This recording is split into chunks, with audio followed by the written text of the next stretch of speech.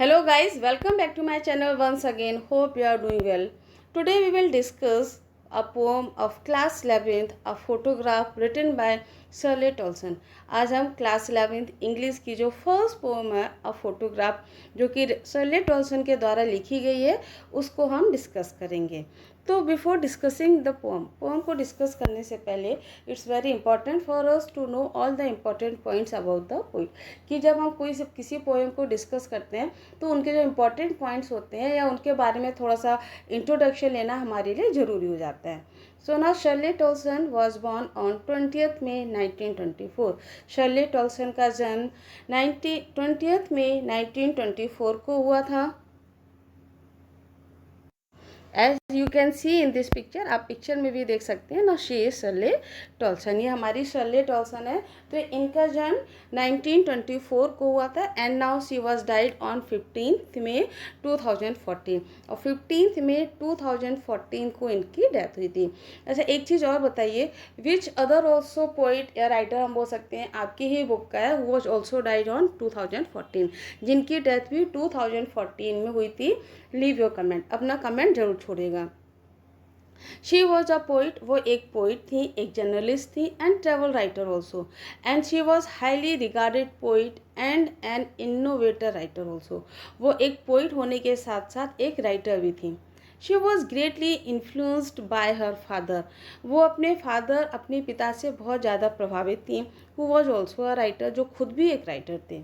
She edited the works of Charles Dickens, Rudyard Kipling, John Milton and William Shakespeare। उन्होंने Charles Dickens, Rudyard Kipling और John Milton के साथ साथ William Shakespeare के भी बहुत सारे वर्क्स को उन्होंने एडिट किया। एंड ऑल दीज वर्क्स, जिसकी वजह से या ऑल दीज वर्क्स हम बोल सकते हैं कि मेड हर पॉपुलर, जिसकी वजह से वो बहुत ज़्यादा पॉपुलर हुई और बहुत ज़्यादा फेमस हुई। शर्ले टॉल्सन की जो पोम है a photograph is a tribute written in the memory of a dead mother. ये एक ट्रिब्यूट है जिसको हम लोग श्रद्धांजलि बोल सकते हैं या रिस्पेक्ट भी बोलते हैं कई बार। तो अपनी माँ के लिए उन्होंने ये जो पोम लिखी है फोटोग्राफ, वो एक श्रद्धांजलि है, अ रिस्पेक्ट फॉर हर मदर। तो ये तो हुआ हमारे शर्ले टॉल्सन के बारे में कि शर्ले टॉल्सन के कैसी थी, उनका एक पोइटिक इंट्रोडक्शन जिसको हम लोग बोल सकते हैं। And now what about the poem में क्या है, why she road the poem, उन्होंने ये पोएम क्यों लिखी। तो इसका एक road the poem in the memory of a mother, ये पोएम जो है वो उन्होंने अपनी माँ के मेमोरी में लिखी है। So now come to the point. और टॉपिक को पोम को डिस्कस करने से पहले we will discuss all the important word meanings of this poem. इस पोम की जितनी भी इम्पॉर्टेंट वर्ड्स मीनिंग है उसको हम डिस्कस करेंगे and after that we will discuss the poem. उसके बाद हम पोम को डिस्कस करेंगे। वर्ड मीनिंग्स को पहले डिस्कस करने का केवल एक ही रीज़न है, सो दैट पोम आपको एक या दो बार पढ़ने में बहुत ईजिली से समझ में आ जाए। First one is cardboard. सबसे पहले इसमें एक जो वर्ड दिया गया है कार्डबोर्ड। कार्डबोर्ड का मतलब क्या होता है, मीन्स क्या होता है, a thick stiff paper that is usually pale brown in colour and use to make boxes. एक थिक स्टिफ पेपर होता है जो पेल ब्राउन कलर का होता है और जिसका यूज बेसिकली बॉक्सेस बनाने के लिए होता है। बट यहाँ पर जो कार्डबोर्ड वर्ड जो यूज़ किया गया है वो फोटो के लिए यूज़ किया है। तो जहाँ पे भी आप कार्डबोर्ड वर्ड यूज़ देखेंगे पोम में तो इसका मतलब आप समझ लीजिए कि वो फोटो के लिए यूज़ हुआ है। Second, how it was. अब इट यहाँ जो है वो सिचुएशन के लिए यूज़ हुआ है कि उस समय की जो सिचुएशन जो स्थिति थी वो कैसी थी। पैडलिंग मीन्स क्या होता है, पैडलिंग के एक्चुअली दो सेंस होते हैं। एक तो पैडलिंग होता है नाव चलाना, जहाँ पर पानी कम होता है जिस जगह पर, जब वहाँ पे आप नाव चलाते हैं ना जिसको, वो this is also called paddling. But यहाँ पे पोएम में जो पैडलिंग वर्ड यूज़ हुआ है वो छपाने के लिए यूज़ हुआ है।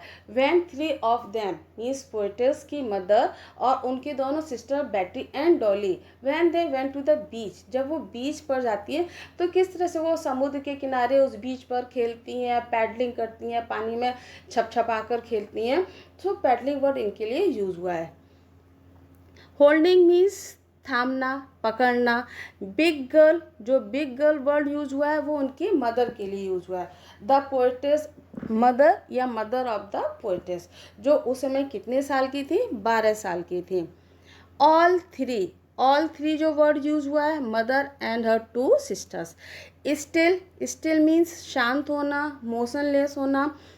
स्माइल थ्रू देयर हेयर, अपने बालों से हंसना। यहाँ पर एक फ्रेज यूज हुआ है, अपने बालों, स्माइल थ्रू देयर हेयर। तो अपने बालों से कोई कैसे हंस सकता है? तो अपने बालों से हंसने का, स्माइल थ्रू देयर हेयर का मतलब है कि when they were enjoying on the beach, जब वो वहाँ पर बीच पर इंजॉय कर रही थी, दे वर प्लेइंग, तो उनके बाल जो तो वो उड़ रहे थे, मीन्स हवा चल रही थी। तो हवा चलने के साथ बाल हमारे उड़ते हैं कि नहीं उड़ते हैं? तो इस मीन्स वो बाल उनके उड़ रहे थे and they were enjoying themselves, और अपने आप को बहुत ज़्यादा इंजॉय कर, ये बहुत ज़्यादा खुश थी। They were very much happy, बहुत ज़्यादा वो खुश थी और हैप्पी थी।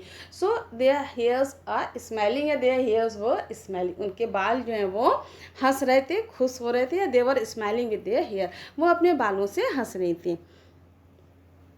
Sweet face, sweet face means attractive face. यहाँ पे जो स्वीट फेस पोएटिस ने जो यूज़ किया है वो अपनी मदर के लिए यूज़ किया है।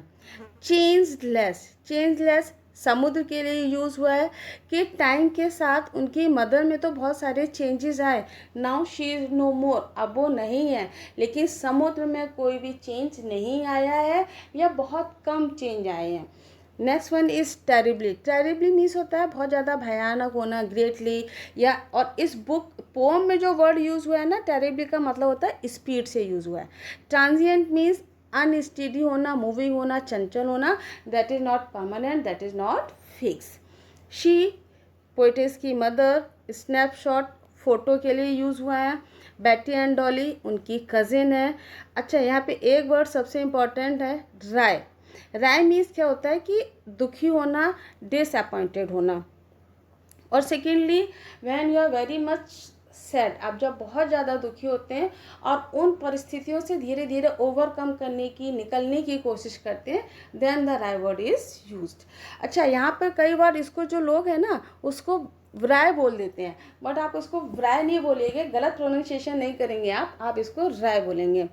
Showing that you find a bad और डिफ़िकल्ट सिचुएशन स्लाइटली फनी लेबर, कि आप धीरे धीरे से जो डिफ़िकल्ट सिचुएशन है उस तरह से स्लाइटली किस तरह से बाहर निकल रहे हैं। Needing a lot of effort because someone is tired, और बहुत ज़्यादा आपको उसमें एफर्ट भी करने पड़ेंगे, प्रयास भी करने पड़ेंगे क्योंकि आप बहुत ज़्यादा थके हैं। तो यहाँ पर थके इन द सेंस है कि आप बहुत ज़्यादा दुखी हैं, बहुत ज़्यादा निराश है, बहुत ज़्यादा डिसअपॉइंटेड हैं, और आप उस सिचुएशन से, सर्कमस्टांस से बाहर निकलने की कोशिश कर रहे हैं। See the mother of the poet's. So now all the important words of this topic, जितने भी इम्पॉर्टेंट वर्ड्स इस टॉपिक के थे वो हम लोगों ने डिस्कस कर लिए। Now come to the poem, अब हम पोम को डिस्कस करते हैं। The cardboard shows me how it was. अब यहाँ पे कार्डबोर्ड का सेंस आपको समझ में आ गया ना, कि फ़ोटो, ये जो फ़ोटो है वो हमें शो करती है, बताती है, दर्शाती है हाउ इट वॉज, कि ये कैसे थी। मीन्स उस समय की ये जो फ़ोटो है वो ये बता रही कि उस समय का जो सीन था, उस समय का जो दृश्य था वो कैसा था। When the two girl cousins went paddling, जब दो कजिन चचेरी बहनें गई थीं किसके लिए, पैडलिंग करने के लिए, each one holding one of my mother's hand, और ईच वन मीन्स प्रत्येक, जैसे हम लोग बोलते हैं, तो प्रत्येक में वो दोनों कजिन थी, डॉली एंड बेटी, तो दोनों ही मेरी माँ का हाथ पकड़े हुए हैं। And she the big girl, अब यहाँ पे जो शी वर्ड यूज हुआ वो किसके लिए हुआ है, पोएटिस की मदर के लिए। और वो जो बड़ी लड़की आपको दिख रही है, she the big girl, she the big girl, ये बीच में जो दिख रही है ना, शी द बिग गर्ल, और जो बीच में आपको जो बिग गर्ल दिख रही है, सम 12 years ago, वो कितने साल की है, 12 साल की है। और सो मीन्स लगभग, जिसको हम लोग बोल सकते हैं कि बीच में आपको जो लड़की दिख रही है वो कितने साल की है, 12 साल की है या लगभग 12 साल की है।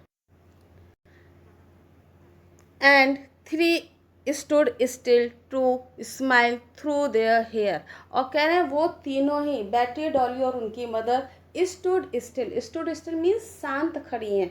still मीन्स होता है शांत, मोशनलेस होना, शांत खड़ी हैं। तो यहाँ पर शांत तो नहीं खड़ी है, but now they want a photograph, वो फोटोग्राफ लेने के लिए खड़ी हुई हैं। To smile through their hair, और अपने बालों से हंस रही हैं।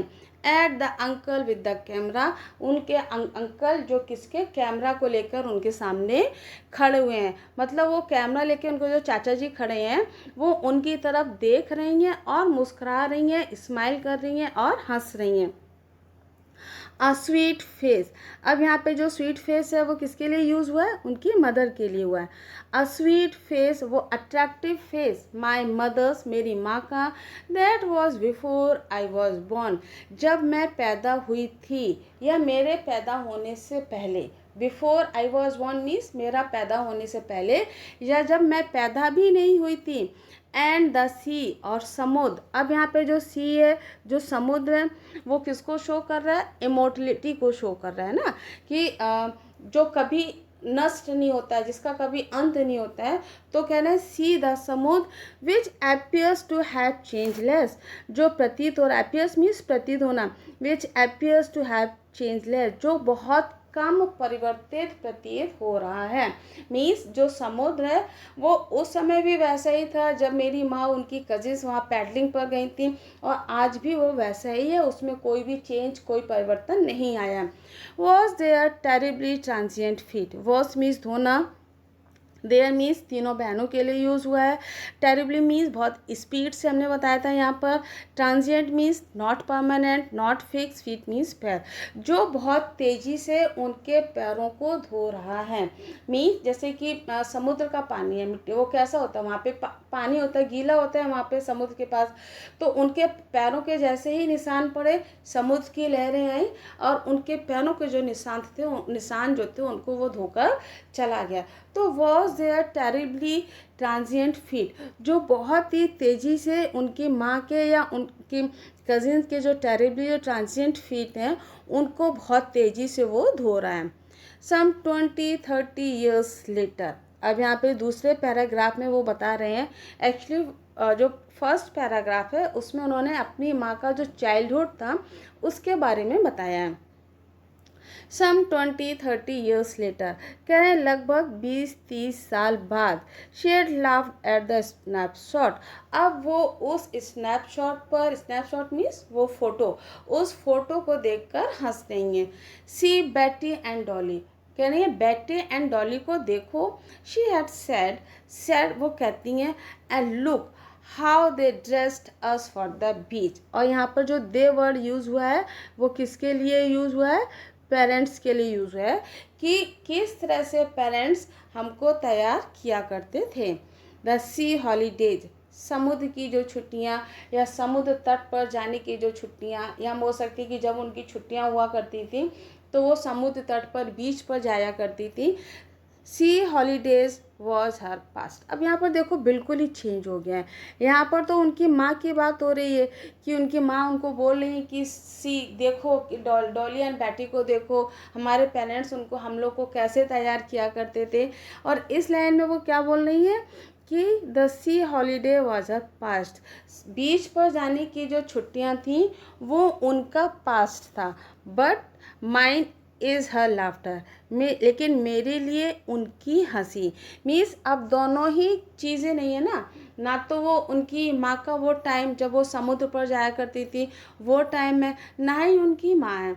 तो माँ के लिए जो टाइम है वो क्या कह रही है कि उस टाइम को जब उनकी माँ समुद्र के पास जाया करती, बीच पर जाया करती थी, वो उनके लिए पास टाइम था, और मेरे लिए उनकी माँ की हंसी, माँ की हंसी उनके लिए पास्ट क्यों हो गई, बिकॉज शी इज़ नो मोर, क्योंकि अब वो जीवित नहीं है, उनकी डेथ हो चुकी है।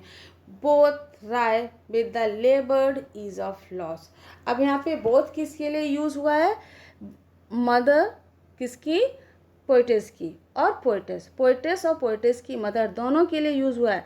Wry with the laboured is of loss, हम दोनों ही राय कर रहे हैं, हम दोनों ही दुखी हैं, डिसअपॉइंटेड हैं, और बाहर निकलने की कोशिश कर रहे हैं, किससे, with the laboured ease of loss, loss means वो हमारी जो हानि हुई है, हमारा जो लॉस है, ईज मीन्स आसानी से, लेबर्ड मीन्स कठिनाई से।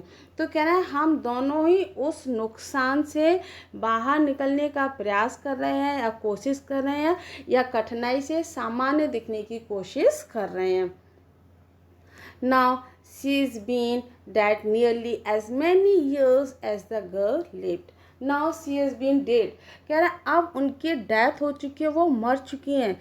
Now she has been dead nearly, अब उनके मरे हुए उतना ही टाइम हो चुका है, एज मैनी ईयर्स, उतने साल, एज दैट गर्ल लिव्ड, जितने साल की वो लड़की थी। मीन्स उस फोटोग्राफ में जितने साल की वो लड़की थी, वो लड़की मीन्स उनकी माँ, दैट गर्ल मीन्स उनकी माँ जितने साल की उस फोटोग्राफ में थी, अब लगभग उनको गुजरे हुए उतने ही साल बीत गए हैं। मीन्स उनकी लड़की माँ कितने साल की थी उस फोटोग्राफ में, 12 साल की थी, तो उनको मरे हुए भी कितने साल हो गए, 12 साल हो गए हैं। एंड ऑफ दे सर्कमटांस मीन्स परिस्थिति, स्थिति, कंडीशन और सिचुएशन जिसको हम लोग बोल सकते हैं।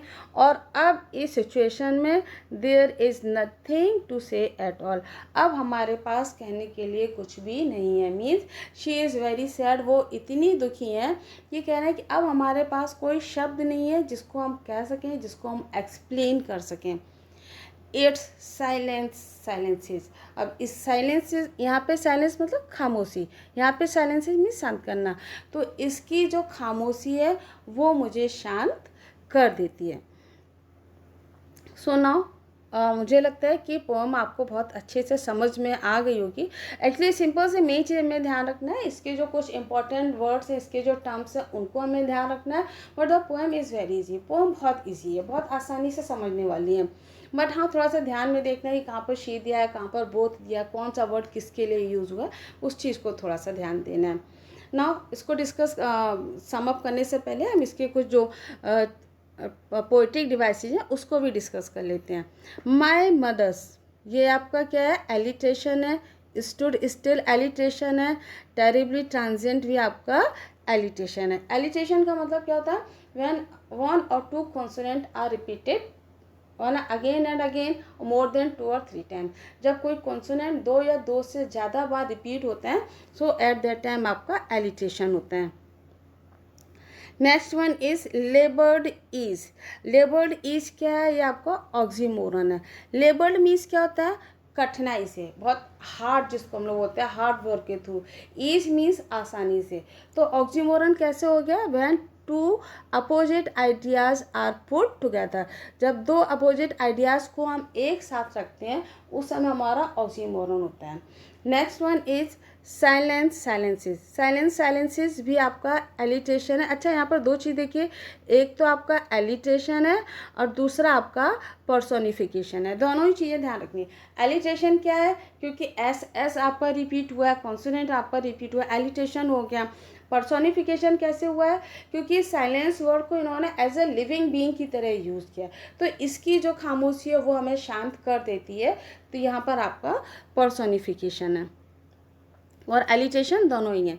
यहाँ पे टेरिबली ट्रांजिएंट, अच्छा यहाँ पर बच्चे बड़ा कंफ्यूज होते हैं कई बार, अगर टेरिबली ट्रांजिएंट वर्ड पूछा जाए तो ये आपका एलिट्रेशन होगा क्योंकि टी आया है, लेकिन अगर ट्रांजिएंट फीट अगर पूछा जाता है आपका तो ये आपका ट्रांसफर्ड एपिथेट होगा। एक्चुअली एपिथेट मीन्स क्या होता है, इट्स एन एडजेक्टिव जो एक नाउन के साथ यूज़ होता है, बट ये एक्सप्लेन किसी और नाउन को करता है, एक्सप्लेन किसी और सिचुएशन कंडीशन को करता है।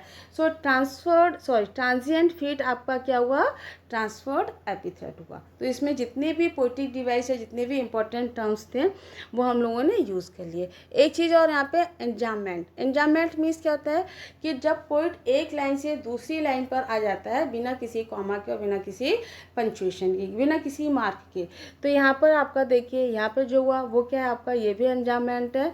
और ये आपका जो सेकेंड पैराग्राफ है ये तो पूरा ही आपका एंजाममेंट है, क्योंकि यहाँ पर कोई कॉमा नहीं है, कोई फुल स्टॉप नहीं है, डायरेक्ट पोइट अपना यहाँ से फर्स्ट लाइन से सेकेंड लाइन पर आया है।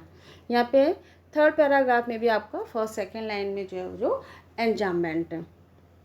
तो जितने भी इंपॉर्टेंट वर्ड्स टर्म्स थे वो आपके क्लियर हो गए। सेकेंडली कई बार पूछा जाता है कि ये जो फोटोग्राफ है वो किस में लिखी गई है, तो ये जो है वो फ्री वर्ड्स में लिखी गई है ना, इसमें कोई बहुत ज़्यादा रूल्स और रेगुलेशंस को पोइट ने यूज़ नहीं किया है। एक मैसेज को भी देखते हैं कि इस फोटोग्राफ के थ्रू पोइट क्या मैसेज देना चाहती है। The poet is through the poem photograph, poetess जो है इस फोटोग्राफ के द्वारा मैसेज देना चाहती है, कन्वे करना चाहती है of the impermanence of life, कि हमारा जो जीवन है वो परमानेंट नहीं है, इम्परमानेंस है, मीन्स टेम्परेरी है, क्योंकि टाइम के साथ ये चेंज होता है। कभी हमारा बॉर्न होता है, जन्म होता है, फिर हम यंग होते हैं, बुढ़े होते हैं, फाइनली हमारी डेथ हो जाती है। The poet is wanted to show, poet ये बताना चाहती है, शो करना चाहती है that change is the only static things in life, की जो चेंज है, जो परिवर्तन है, वही हमारे जीवन में स्टैटिक थिंग्स है। So thanks for watching, like, subscribe and share.